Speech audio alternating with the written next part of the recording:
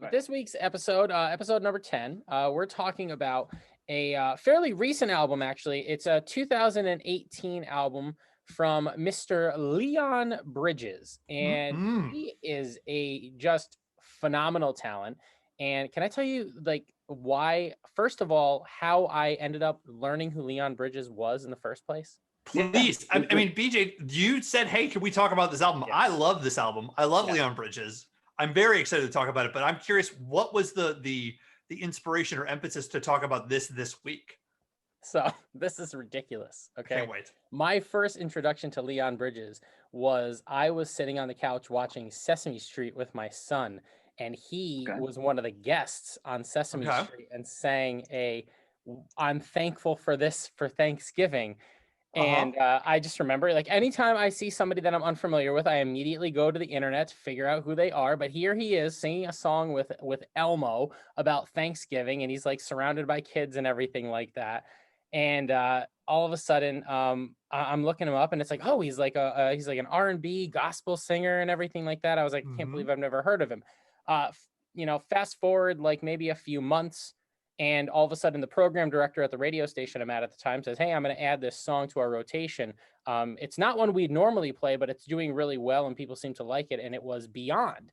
I think that was the second single off of this album by Leon Bridges, Good Thing. I just remember it was one of those ones where I just like kept listening to it. And then I kept like going to other people. Like I was like the annoying, like I was like the guy who was suggesting everybody watch Breaking Bad, but it was like the Leon Bridges album. Like I was like, have you heard this album? And I'm like shoving it in their faces and everything like that. First time I went to listen to it, I get this album, and what's fun about it is, I'm thinking, all right, BJ suggested this. It's going to be like, either probably something hardcore or something with, So I'm like, I have a reputation. Yes, you do. You're going to get psyched up. You are pretty hardcore, BJ. So I go out and I'm like, all right, I'll listen to this on my run for the first time. And so I go out and I run listening to this album, and it was probably the worst run I've had in like 2 years because my pace was not there. Yeah. Well, that's an 18-minute mile there, but you're feeling real sexy during that 18-minute mile. Yeah, I did. I definitely felt sexy after running that mile. But yeah, it's really an album once again where I feel like you gotta just understand what you're listening to and listen to it, at home, lights down, candles up, that type of thing. So yeah. Satin sheets. Exactly. Wait, we're talking about something else now. Never mind. Kellen, what were your thoughts on it? Because I know you were already a fan. So I was already a fan. I saw Leon Bridges at a Lollapalooza after show a couple years ago on his first album. I'd never seen him, never heard his music before. And it was one of those shows where it's like, if it's an after show, it's going to be good. Went and saw him. Incredible live act. Amazing. So much presence. Such an amazing voice. And that first album, Coming Home, is so good.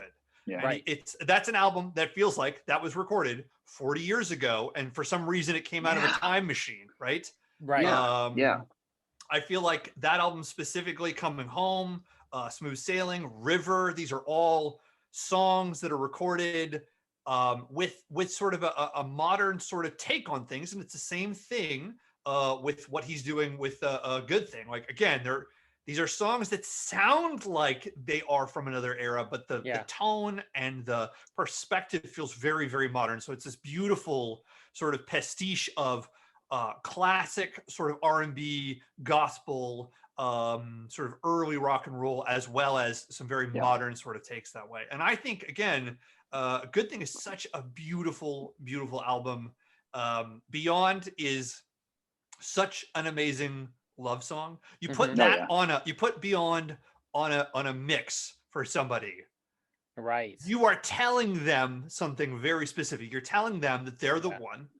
You're telling them that you feel it and they feel it too. It's so sexy. And if you're putting that on a playlist for someone, you better be willing to bring the love, because that song is sexy as hell. That's what you're telling somebody. And then you follow that up with Bad News, and it's just a whole vibe.